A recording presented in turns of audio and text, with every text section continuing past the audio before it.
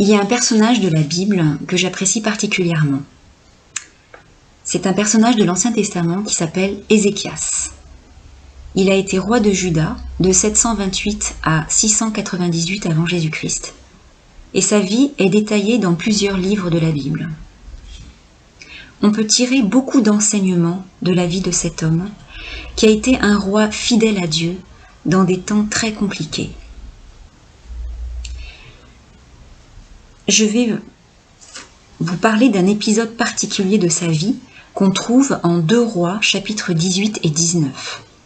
Ça serait trop long de lire ces textes, mais je vous invite à les lire plus tard et à vous en nourrir.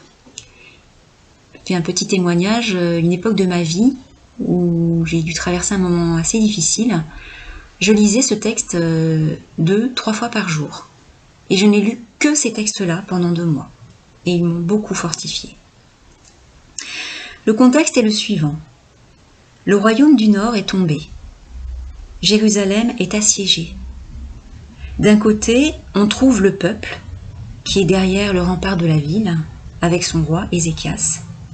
Et de l'autre côté, il y a le roi d'Assyrie qui s'appelle Sanchérib et qui, à distance, s'acharne par la voie diplomatique à saper le moral d'Ézéchias et de son peuple au travers de 3 émissaires, 3 messagers, 3 diplomates, hostiles, arrogants et sûrs d'eux-mêmes.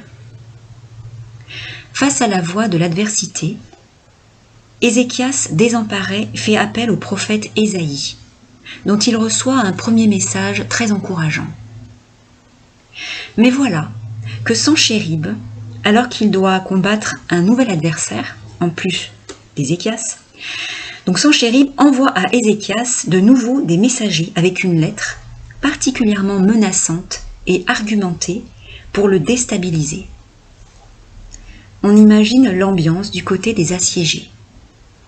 Tout semble perdu face à un adversaire beaucoup plus fort. Donc on peut imaginer le désespoir, le désappointement, la crainte, les questions, peut-être même la révolte contre Dieu. Que fait Ézéchias, lui qui est le représentant de ce peuple? La pression exercée sur sa personne est phénoménale. Comment va-t-il résister à un tel stress? Eh bien, la Bible nous dit que Ézéchiel va invoquer son Dieu. En 2 Rois 19, au chapitre 19, donc au verset 14, je lis. Ézéchias prit la lettre de la main des messagers et la lut. Puis, il monta à la maison de l'Éternel et la déploya devant l'Éternel, à qui il adressa cette prière. Éternel, Dieu d'Israël, assis sur les chérubins, c'est toi qui es le seul Dieu de tous les royaumes de la terre. C'est toi qui as fait les cieux et la terre.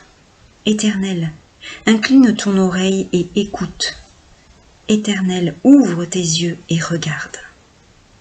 Je ne lirai pas la suite de la prière, mais voilà, il invoque Dieu avec cette lettre ouverte face à Dieu. Après cette ardente prière, Ésaïe le prophète va prophétiser de nouveau la défaite des Assyriens. Et cette défaite, elle va survenir bel et bien, dans des conditions assez étranges d'ailleurs. Au final, Dieu a répondu et exaucé la prière d'Ézéchias. Ézéchias a subi un siège, ce qui je crois doit être une situation vraiment très stressante et bouleversante. Malgré cela, il a su se confier en Dieu. Il a pris cette lettre envoyée par son adversaire. Il l'a déposée devant Dieu et il a prié Dieu.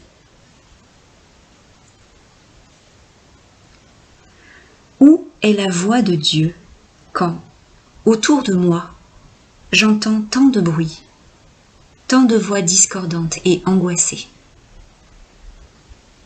Qui va dominer mes pensées? L'inquiétude, le stress, ou bien le grand Dieu de l'univers? Où est mon secours?